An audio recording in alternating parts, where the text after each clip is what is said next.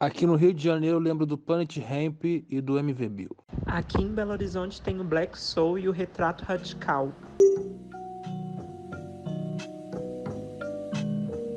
Você acabou de ouvir as vozes de Caio César e Giovanna Eliodoro, dois queridos amigos. Eu pedi para eles me mandarem áudios citando grupos, artistas pioneiros no rap lá da região de onde eles moram. Caio César, o Geocaio, é lá do Rio de Janeiro, e Giovanna, a Transpreta, é lá de BH, Minas Gerais.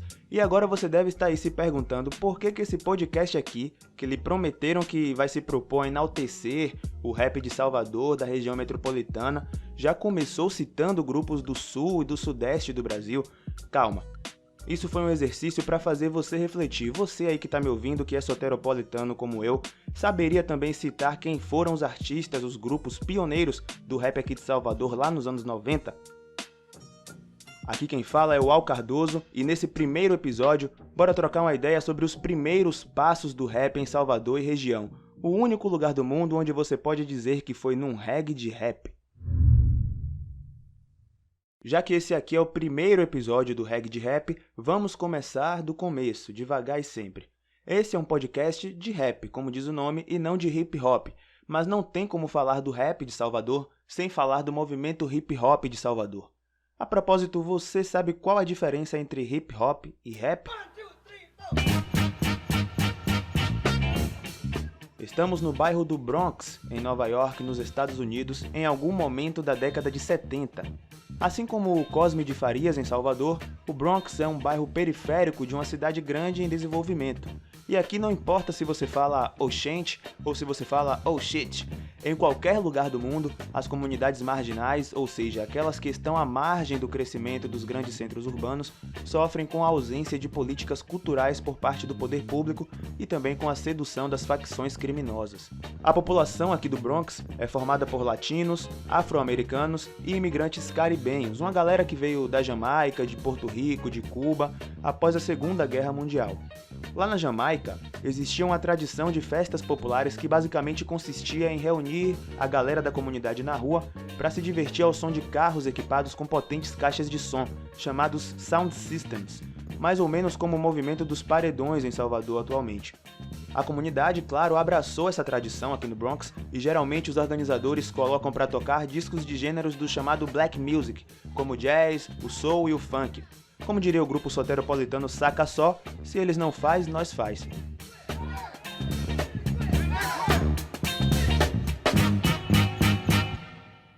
Teve um cara que foi ganhando destaque nessa cena por aqui. Ele era um jamaicano, dono de um dos sistemas de som mais famosos da região e ficou famoso por desenvolver o back-to-back, que basicamente é uma técnica de manipulação dos discos de vinil para que eles fiquem repetindo de maneira cíclica o mesmo trecho de uma música. O resultado disso, essa repetição infinita, era chamado de breakbeat.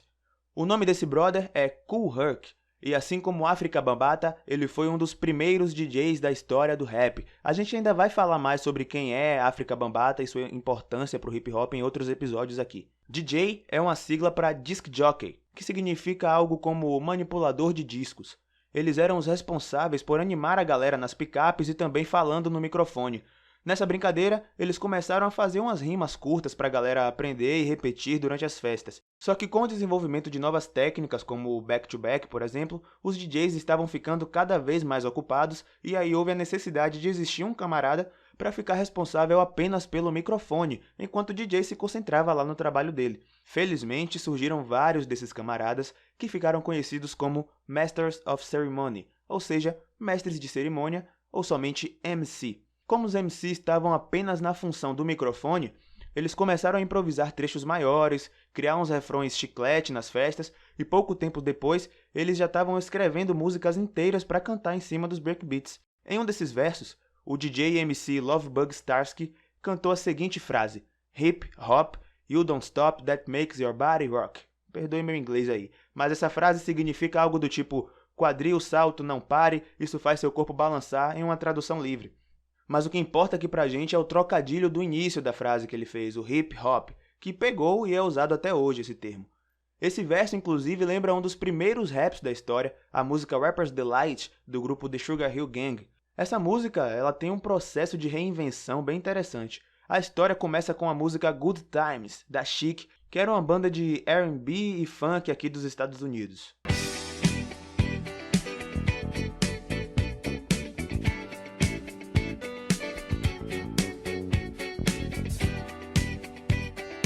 Esse arranjo de baixo aí que você escutou foi utilizado no beat da música Rapper's Delight e ficou desse jeito.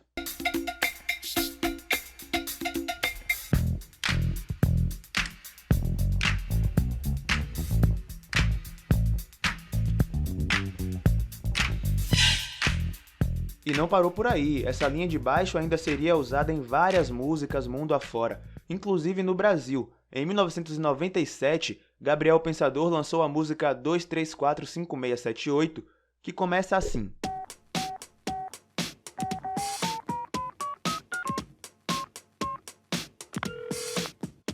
Fim de semana chegando e o coitado tá no osso, mas acaba de encontrar... E até mesmo saindo do rap, tem uma música que eu duvido que você tenha associado com Rapper's Delight, mas com certeza você conhece e vai notar a referência agora mesmo. Se liga aí.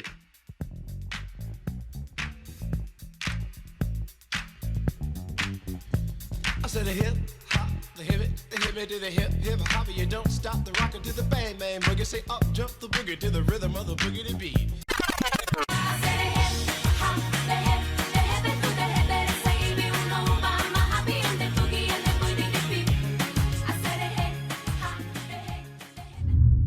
Tá, Uau, mas eu ainda não sei o que é o hip hop. O hip hop é toda a cultura que surge a partir desse movimento e é formado por 4 elementos. 2 deles estão na música, o MC e o DJ, que a gente já falou aqui. Os outros 2 elementos estão nas artes visuais e na dança, respectivamente o grafite e o breakdance, a dança de rua. Existe ainda um debate sobre a existência de um 5º elemento do hip hop, mas a gente ainda vai ter um episódio só para falar dele. Então, a partir de hoje, você me promete que nunca mais vai dizer que está ouvindo hip hop, porque você já sabe que hip hop não é um gênero musical. O que você ouve é o rap, e é dele que o Reg de Rap vai tratar.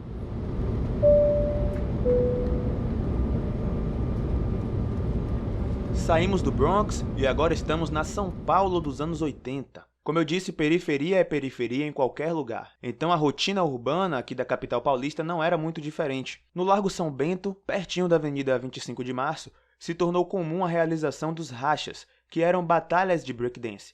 Vale lembrar que acabamos de sair da ditadura militar no Brasil, então esses rachas eram constantemente interrompidos de maneira não muito gentil pelas autoridades. O breakdance chegou com tudo, mas o rap também ganhava força. Aqui no Brasil começou a fazer sucesso o que depois ficou conhecido como gangsta rap, músicas que cantavam sobre o contexto da violência, do tráfico de drogas e da desigualdade, muitas das vezes narradas em primeira pessoa. Vários grupos se destacaram nessa linha como o 509E, Facção Central e Racionais MCs. Saudações, Uau! Essa voz é de Jorge Hilton, MC do grupo Simples Reportagem, pesquisador do rap baiano e autor do livro Bahia com H de Hip Hop, que foi de fundamental importância para esse trabalho aqui. Por mais que tivessem grupos mais pop, como Gabriel Pensador, o Racionais era uma grande referência underground e chegava também nas periferias e com um apelo, tocava mais nas pessoas porque as temáticas com que os Racionais sempre trabalhou em relação à violência policial, a questões periféricas, toda essa questão ligada ao crime, à cadeia e toda a perspectiva de esperança e de mudança, isso mexia muito com tudo que, principalmente, negros e negras viviam e vivem nas periferias, né, de Salvador, região metropolitana.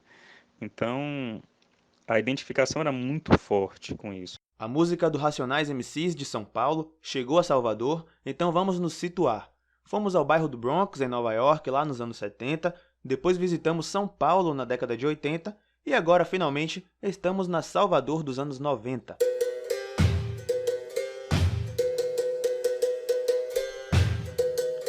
Assim como na capital paulista, por aqui o breakdance fez sucesso primeiro e vários grupos de dança faziam os rachas nas praças do centro de Salvador.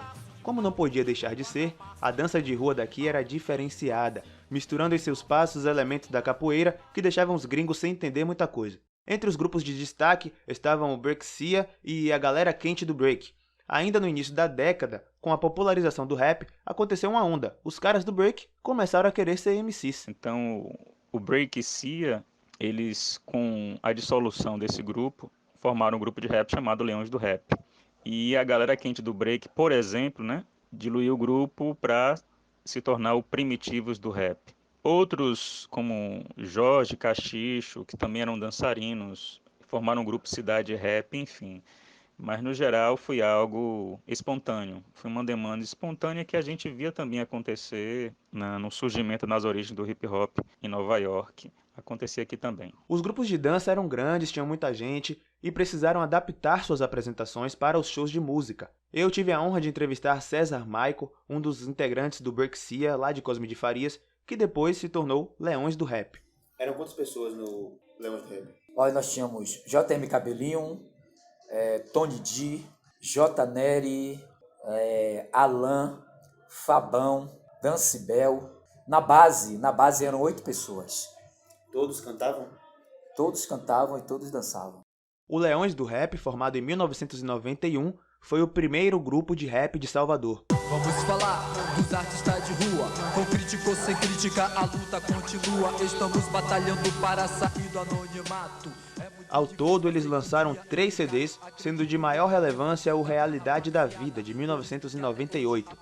Mas 2 anos antes, o Leões do Rap já era assunto internacional. Isso porque 2 de seus integrantes, César Maico e JM Cabelinho, venceram o Festival de Música e Artes do Olodum, o FEMADUM, com a música SSA Bahia.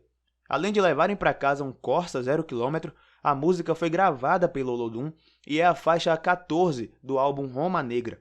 Esse álbum, inclusive, tem ainda um outro rap, a música Mundo Cão, o que mostra como esse novo movimento musical já chamava a atenção. O Leões do Rap esteve em atividade até 2004, e eu vou aproveitar que eu falei sobre eles para citar alguns outros grupos da época para você conhecer. Tinha o MDMCs, que já usava naquela época com um rap bem swingado. Tenha fé, vá com fé. Tenha fé, vá com fé. A fé me traz a certeza, claridade e firmeza do meu potencial, porque essa vida é uma rasteira, sempre acompanhado. Nunca estou sozinho, se alguém deseja o meu mal. Outros grupos tinham como diferencial suas apresentações, como por exemplo O Herege Tolu, que trazia uma perspectiva diferente por se apresentar com banda, e era algo muito novo, né? Ainda existia o debate se rap com banda era rap, coisas do tipo, coisas que hoje a gente considera absurda, na época ainda tinha. A simples reportagem, também por influência da Herege Tolu, passou a se apresentar com banda, porém incluindo instrumentos em comum para o gênero, como violino, gaita, berimbau. Mas apesar de os grupos que tentavam ousar e fazer algo um pouco diferente terem alcançado algum sucesso com isso, ainda existia um padrão que estava posto como referência. E você percebia a influência na forma de cantar, letras gigantescas, basicamente as temáticas envolvendo as letras de rap eram temáticas muito similares, e as posturas dos grupos que surgiam aqui também era muito similar à postura do que eu chamo na obra Branquitude, Música, Rap e Educação, é o que eu chamo de padrão Racionais, né? Ou seja, aquele padrão forjado de que legitima, que criou-se para legitimar o que se considera rap verdadeiro, rap original, ser um rapper verdadeiro, ser um rap original. Ou seja, seguia o mesmo modelo que esse padrão estabeleceu. E quem definiu isso foi o público dos Racionais MCs, não foi o grupo em si, né? Mas foi o público, por ver a postura dos Racionais e dizer que essa postura era a grande referência para dizer o que é o que não era rap. Fazer parte desse padrão, como sabemos, também incluía ser uma pessoa do sexo masculino. E até hoje a cena do rap ainda é majoritariamente protagonizada por homens. Mas mesmo assim, lá nos anos 90, já tinha muita mulher fazendo rap por aqui, viu? Procure saber. Infelizmente eu procurei bastante, mas não encontrei na internet músicas de algum desses grupos para colocar aqui no episódio.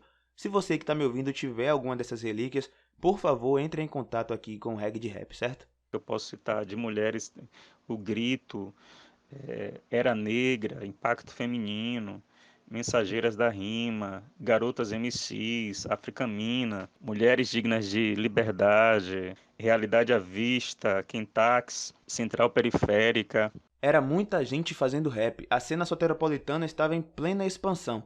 Surgiu então a ideia de reunir os 4 elementos do hip hop em um só evento, e assim foi feito. O espaço escolhido foi o tradicional Clube Fantoches, no centro da cidade. A ideia dos integrantes do movimento hip hop de Salvador era fixar o local como uma espécie de sede dos grandes eventos da cena aqui da capital, por ser um espaço importante e bem localizado. A direção do Fantoches, vendo que realmente se tratava de um movimento em crescimento, topou, apenas com a condição de que a estrutura, o patrimônio do espaço fosse preservado. O evento rolou no dia 6 de junho de 1998 e foi um sucesso de público, contando até mesmo com a presença ilustre de César Ataíde, que na época era produtor do Racionais MCs. Junto com ele estava William Santiago, então diretor da gravadora Zimbabwe Records, uma das mais importantes gravadoras do rap nacional, responsável por diversas coletâneas aí, como Consciência Black, enfim. Ainda no evento, os dois convidaram o grupo soteropolitano Elemento X para fazer parte de uma dessas coletâneas nacionais que eles estavam produzindo. Fim de evento, tudo lindo, seria apenas o início de uma duradoura parceria entre Clube Fantoches e Movimento Hip Hop de Salvador. Bom, seria, não fosse um probleminha com aquela condição que a casa tinha colocado, lembra? Depois que o evento terminou, a gente percebeu que o banheiro estava pichado. Aquilo foi muito ruim para a imagem do movimento e, de fato, aquilo inviabilizou aquela pichação e aquela pichação realmente comprometeu e inviabilizou que a gente continuasse, porque os administradores do Clube Fantoches não admitiram mais a realização de shows naquele espaço pela gente, né? Esse foi um ponto negativo. Quanto a César Ataíde, ele voltou a Salvador no final do ano para realizar o primeiro show do Racionais MCs aqui na capital baiana. A apresentação rolou no bairro da Baixa de Quintas, num extinto espaço chamado Quinta Point. O grupo Elemento X também se apresentou nesse histórico dia 22 de novembro de 1998. Como deu para ver, ou melhor, para ouvir, o hip hop em Salvador começava a crescer em público, em relevância e também no número de artistas praticantes. Mas aquilo tudo ainda era uma novidade para todo mundo, com muita coisa para ser explorada, muita ideia para ser trocada, e o pessoal viu a necessidade de se organizar mesmo enquanto movimento. As articulações do movimento, elas se iniciaram enquanto movimento organizado em 1996. A princípio com contato dos grupos Simples Reportagem e Herejo Tulu, e na sequência incluindo os grupos Elemento X, Ideologia Alicerce, Leões do Rap e a equipe de grafite DN, que é a equipe de grafite da Boca do Rio. Um evento aconteceu, uma primeira reunião incluindo todos esses grupos, aconteceu num evento chamado DJ Shopping, DJs no Shopping. Esse evento é organizado por equipes de DJs, que eram parceiros do movimento na época, DJs de Dance Music. Foi organizado no Shopping Baixa dos Sapateiros e lá a gente teve um momento que reuniu todos esses grupos,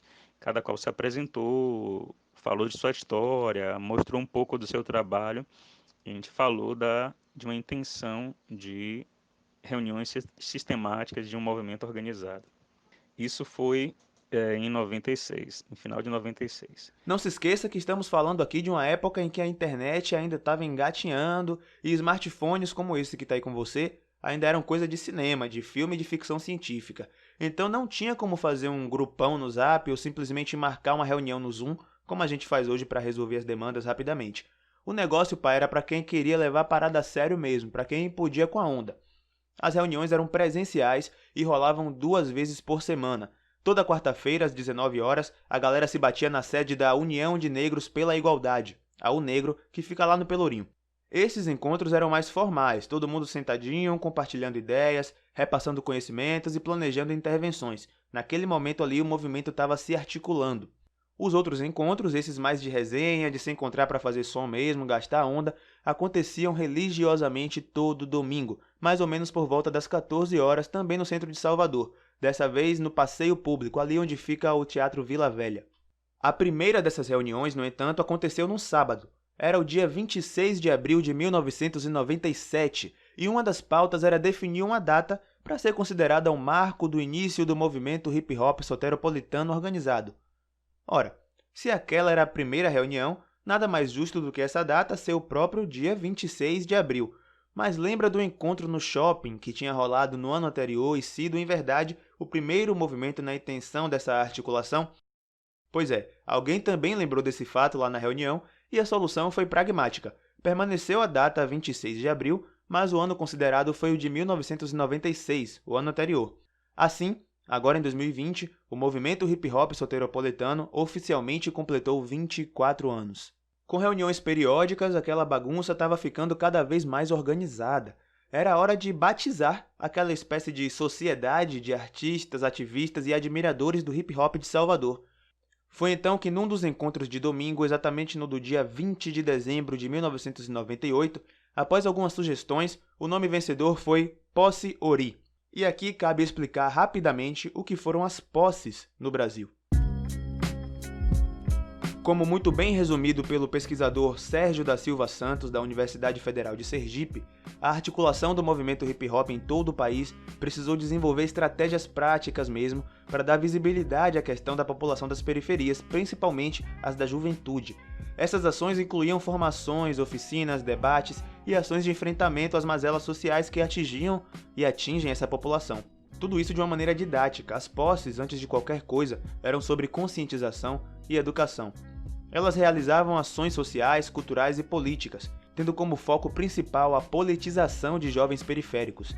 E é aí que entra o hip-hop. Essas atividades práticas incluíam oficinas de grafite, de dança, de rima, de DJ, de cidadania, na maioria das vezes ministradas pelos próprios artistas do hip-hop.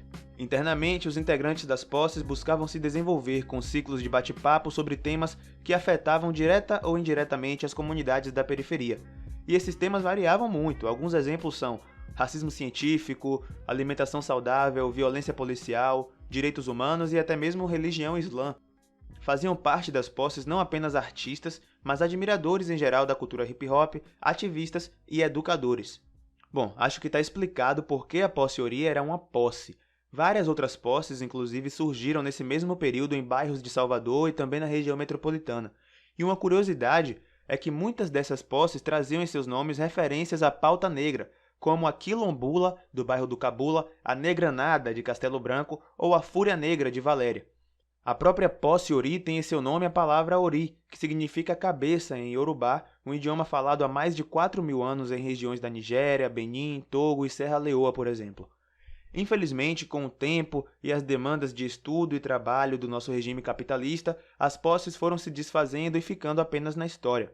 No entanto, aqui no meu país, Itinga, uma posse resiste até os dias atuais. A posse PCE, sigla para Posse de Conscientização e Expressão, é a primeira organização do hip-hop de Lauro de Freitas. Eu não vou me alongar muito porque a história da posse PCE dá um episódio sozinha, mas preciso dizer, enquanto morador da comunidade, que a PCE é atuante e, dentre outras ações, organiza anualmente, no mês de novembro, a caminhada A Cor da Cidade pelas ruas aqui da Itinga, onde pauta e denuncia as questões ligadas à raça aqui no município.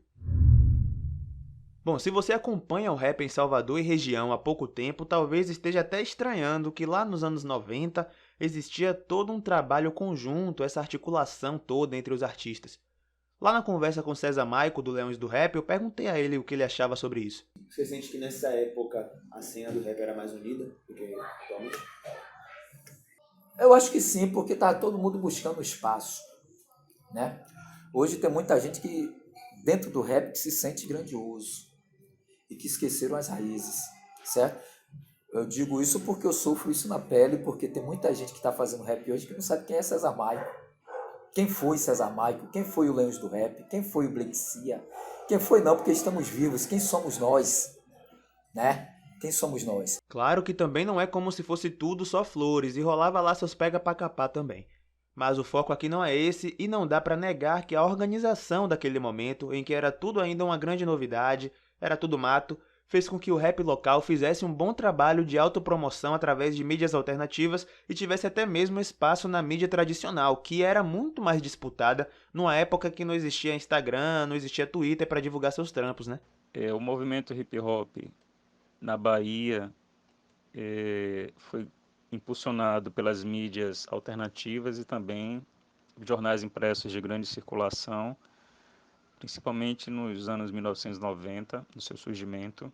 O jornal Correio da Bahia, o jornal À Tarde, através das jornalistas como Nádia Vlad, Ana Cristina e Liliane Reis, fizeram muitas matérias de destaque falando do movimento, tanto aqui em Salvador como o movimento em outros municípios. Isso deu uma projeção boa para a cena, mas a divulgação mais relacionada ao público simpatizante e que veio a ser público do hip hop, isso foi conseguido com a divulgação dos zines, principalmente dos zines e também das rádios comunitárias.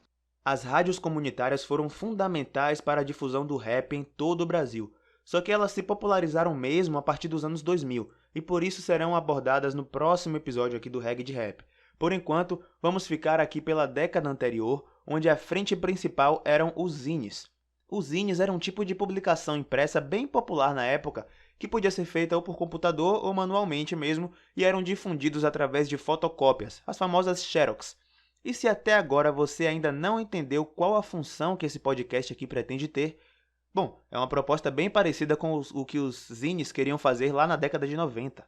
Esses zines eles tiveram um papel bem importante porque eles traziam informações do que era o hip hop, o que era cada elemento do hip hop, traziam questões conceituais, a relação do hip hop com movimentos como o movimento dos skatistas, né, a arte do skate, traziam reflexões sobre datas comemorativas ligadas à questão negra, resenhas relacionadas a algumas músicas ou que estavam nos bastidores da cena, citava os grupos que estavam na cena, falava sobre eventos, trazia informações sobre assuntos que a gente estava discutindo semanalmente na pauta de debates e palestras que para quem quisesse participar. Então, era um material muito informativo. Bom, a minha meta é que você aí que está me ouvindo se refira ao Reggae de Rap da mesma forma, um material muito informativo. Nesse espaço aqui eu pretendo tratar do rap em geral, mas sempre observando pela lupa, pelo viés do rap aqui de Salvador e região metropolitana.